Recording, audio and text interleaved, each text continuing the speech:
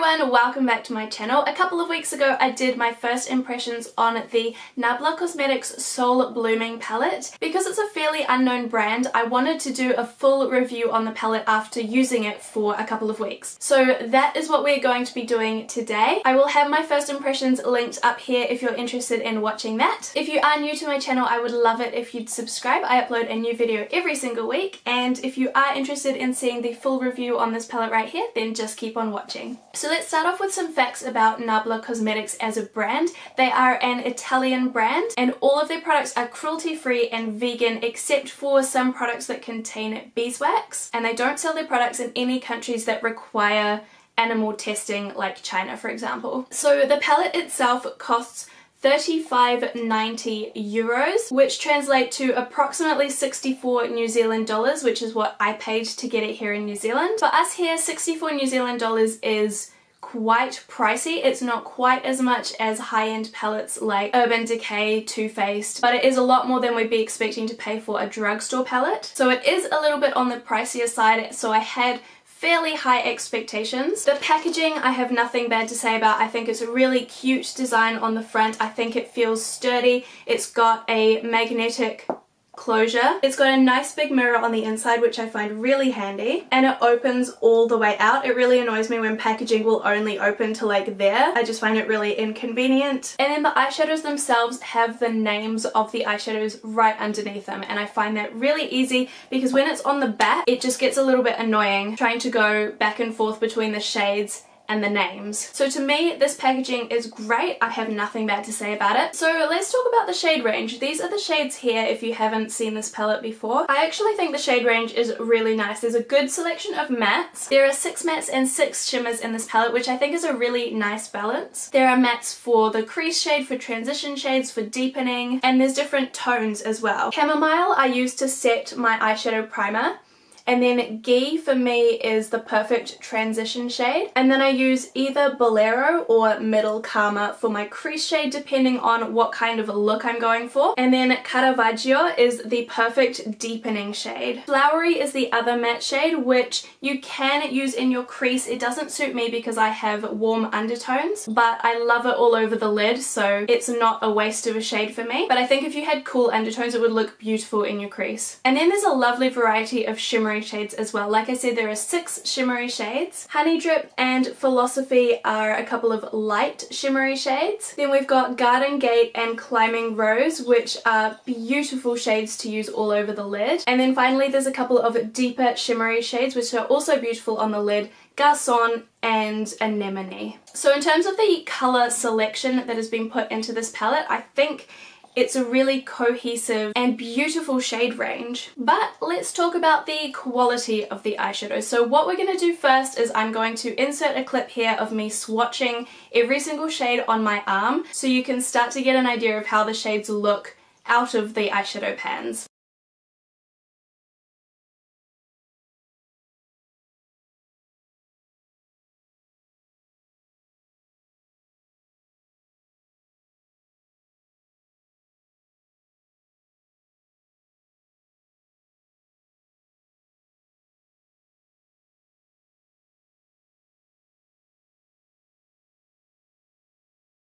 Now that you've seen those swatches and you've seen that there are a couple of patchy shades, let's talk about how the shadows perform on the eyes. Starting with the mattes, I think that all the mattes perform beautifully. They are pigmented, they blend really easily, and I have nothing bad to say about any of the matte shades in this palette. So that is a thumbs up for half of the palette. However, my opinion is a little bit different for the shimmery shades. Let's start with Honey Drip. As you can see, even in the pan it looks super chunky, and unfortunately that does not change when you apply it to your lid. I've used this shade twice in total so far, once on my inner corner and once on the center of my lid.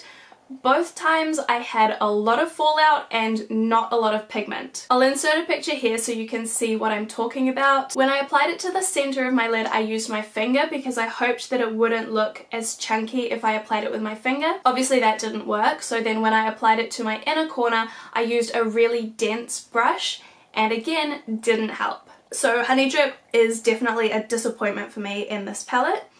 The next shimmery shade that we come to is Garden Gate, which is the beautiful lilac shimmery shade. This is one of the shades that I used in my first impressions video, so if you saw that video, you'll know I was a little disappointed with how this one performed as well. Once again, there wasn't a whole lot of pigment, it was just kind of glittery, and I also had fallout. However, Garden Gate is not as chunky as Honey Drip. It does look a little bit smoother. You can build it up, so I was able to build it up when I used it in that first impressions video and get a little bit more pigment out of it. I've since tried it again and I wet my brush and that worked a lot better. It looked nicer, it had more pigment, it had less fallout. So that's a little tip for you if you do have this palette.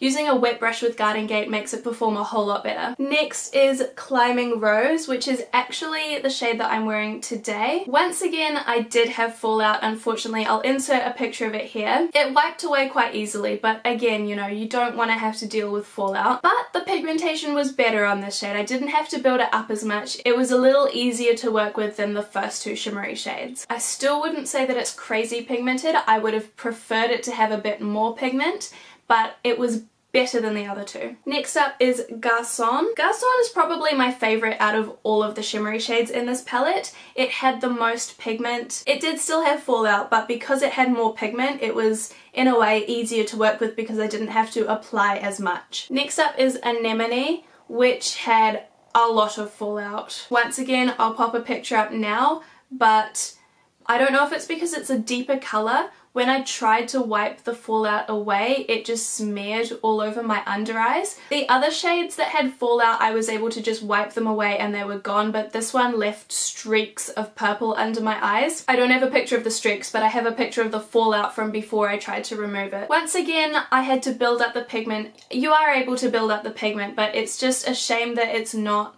pigmented right off the bat. I guess for the deeper shades it makes them a little easier to work with because it's not so easy to go overboard. So maybe for this purple shade it is a blessing in disguise, but it just means you're going in with a little extra product every time you do your makeup. And the last shimmery shade is Philosophy. Once again, not much pigment at all. This is another shade that I used in my first impressions video.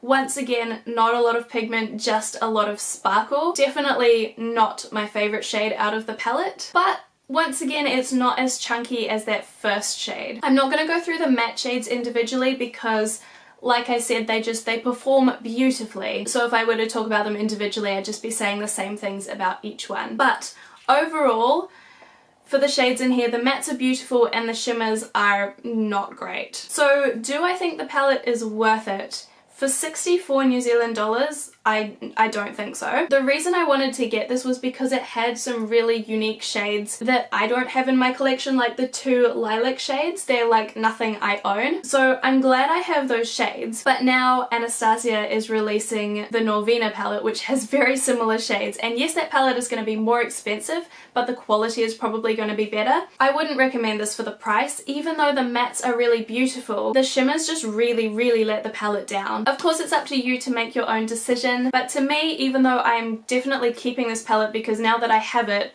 I'm going to use those mattes until they're gone. I just wish those shimmery shades were a different formula. I wish they were more pigmented. I wish they didn't have as much fallout. And I really wish Honey Drip wasn't chunky. So that is my review on this palette here. It is up to you to make your own decision, but those are my thoughts on the palette. Thank you so much for watching. I really hope you found this video helpful. Once again, don't forget to subscribe if you haven't already, and I will see you in my next video.